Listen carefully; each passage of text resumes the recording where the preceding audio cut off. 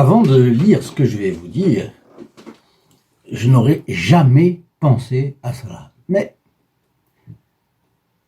la dévotion du Saint Padre Pio pour l'enfant Jésus. Chers amis fidèles du Padre Pio, bonjour. Mon nom est Jean Goyard et vous assistez au programme sur les pas du Padre Pio.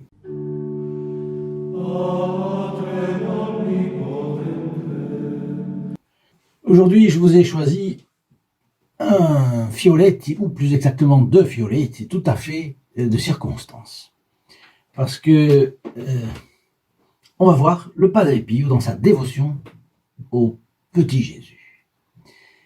Voilà ce que nous racontent les biographes, en particulier le Diario, c'est-à-dire le journal du Padre Pio qui a été tenu par les supérieurs du couvent du Saint Padre Pio. Voilà ce qu'ils nous apprennent, ces supérieurs, parce qu'il y en a eu plusieurs, ils se sont succédés. Avant la célébration de la Nativité de notre Seigneur Jésus-Christ, le Padre Pio avait l'habitude de s'entretenir avec les fidèles, et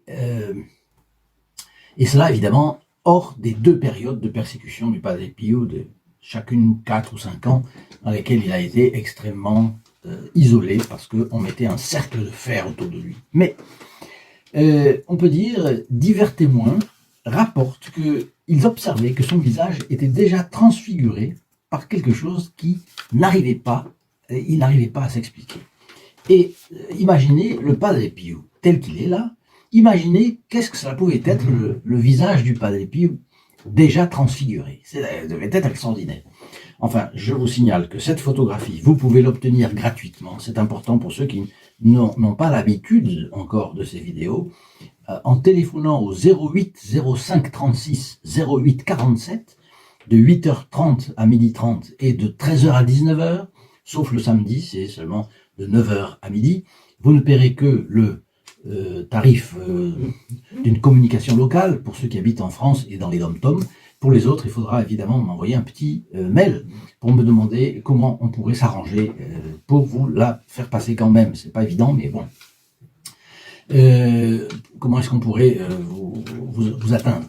En tout cas, voilà cette photographie du Padre Pio. Elle vous est offerte gratuitement par le groupe des protégés du Padre Pio, qui est un groupe qui fait des sacrifices réguliers pour notre chaîne. Et pour les remercier, je vous inciterai, c'est la seule chose que vous aurez à payer, un Ave Maria pour chacun des membres de ce groupe. Voilà. Donc, ne ratez pas, vous savez que le Padre Pio, rien qu'avec son regard, faisait des miracles. Bon. Parmi tant d'autres anecdotes sur des épisodes marquants de la vie du saint, rapportés dans le journal, dont je vous ai parlé il y a une minute, le supérieur du couvent de San Giovanni Rotondo, qui était à ce moment-là Ignazio da Ielsi, raconte celui de Lucia Iadanza. Et Lucia Iadanza, était fille spirituelle du Padre Pio. Et donc, en cadeau de Noël, aujourd'hui, je vais vous raconter deux Fioletti, pas un seul. Deux Fioletti très jolis, bouleversants même d'innocence et de pureté d'âme. Mais avant, laissez-moi vous dire que si vous les trouvez charmants, vous savez que les Fioletti du Padre Pio sont ainsi, pittoresques ou charmants ou amusants. Tous élèvent l'âme, en tout cas, au-dessus de la grisaille contemporaine. Et si vous ne voulez perdre aucun de ces Fioletti, parfois cocasses, parfois drôles, parfois, mais toujours très sérieux tout de même, si vous ne voulez en perdre aucun, abonnez-vous. C'est gratuit, il suffit de cliquer en bas ici sur le bouton s'abonner, d'actionner la clochette et vous entrez en plus instantanément dans les intentions de la messe du vendredi midi qui suivra votre abonnement. C'est mon cadeau de bienvenue pour vous chaque fois. Donc vous voyez, vous avez la possibilité non seulement d'avoir la photographie du Padre Pio, mais aussi vous abonner et c'est gratuit. Ne ratez pas cette opportunité de recevoir ces grâces choisies par notre Seigneur Jésus-Christ pour vous à cette occasion. Les mérites du Christ acquis dans la messe, vous le savez, parce que c'est le renouvellement non sanglant du sacrifice sanglant du Christ sous la croix pour nous, eh bien, les mérites acquis au monde par une seule messe peuvent se déverser sur vous, ne les dédaignez pas. Alors nous sommes le 24 décembre 1922. Le Padre Pio est jeune encore. Vous savez qu'il a été ordonné en 1910, voilà, et il a En 1922, 12 ans après, il a reçu vous savez qu'il a reçu les stigmates de la Passion, bien. Eh bien, les frères avaient apporté à ce moment-là, c'était donc le 24 décembre 1922, et les frères avaient apporté dans la sacristie un grand brasero. Un grand brasero, pourquoi? Parce qu'il fait froid, c'est un endroit vanté, dans la montagne, et nombre de personnes étaient là pour se réchauffer. Ils se réchauffaient l'âme auprès du Padre Pio et le corps, parce qu'il ne faut pas le négliger non plus, et autour de ce brasero. Voilà ce qu'ils disent. Nous récitions le rosaire en attendant la messe. Le Padre Pio était au milieu de nous. C'est Lucia qui raconte. Soudain, dans un halo de lumière, je vis apparaître l'enfant Jésus dans les bras du Padre Pio. La face du Padre Pio était transfigurée.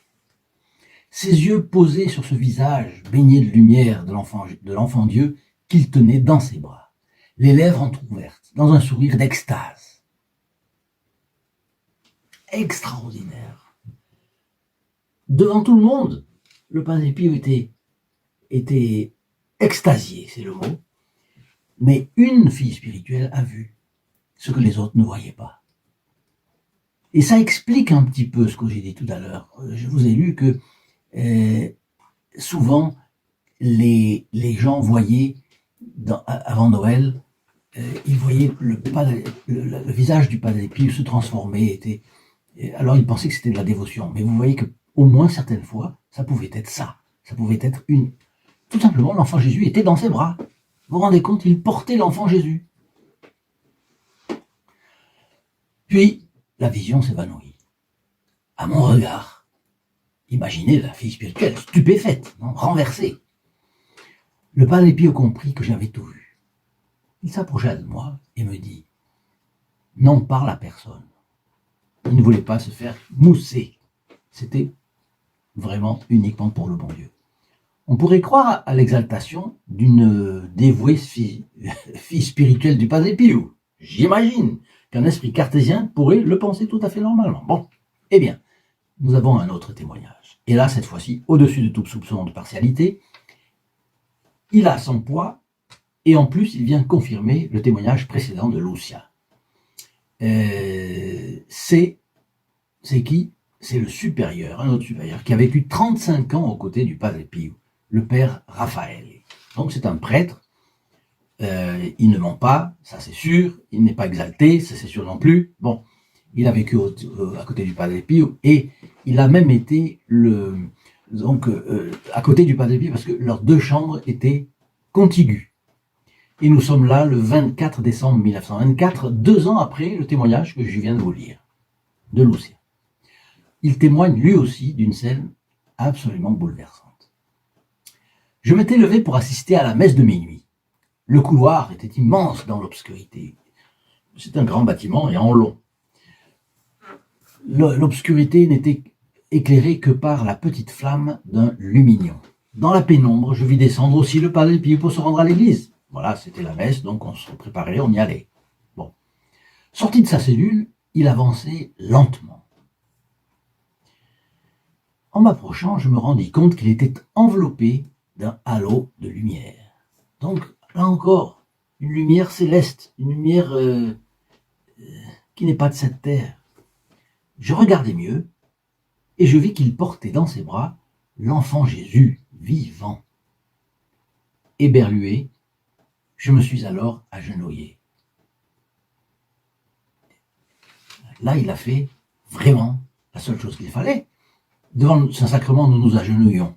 Il s'est agenouillé devant l'enfant Jésus, l'enfant Dieu qui est là, dans les bras du Padre Pio. Padre Pio passa devant moi sans se rendre compte de ma présence. Ah, vous imaginez cela? Je vous ai donné 2 fioletti, là, tout petits, tout rapides. Mais ils vont nous permettre de penser pendant toute cette semaine. Si vous les avez aimés, mettez votre like, vos commentaires, partagez, vous ferez du bien à tout le monde. Chaque fois que vous partagez, vous rentrez dans la messe du vendredi midi. Rappelez-vous. Et je vous souhaite un excellent Noël. Le meilleur Noël possible en compagnie du Padre Pio. Et avec deux petits faits comme cela qui sont absolument extraordinaires. Je suis absolument certain, vous allez avoir votre vie spirituelle nourrie pendant toute la semaine. Au revoir, à bientôt. In nome del Padre, del Figliolo e dello Spirito Santo, e così sia. Sia lodato Gesù e Maria, oggi e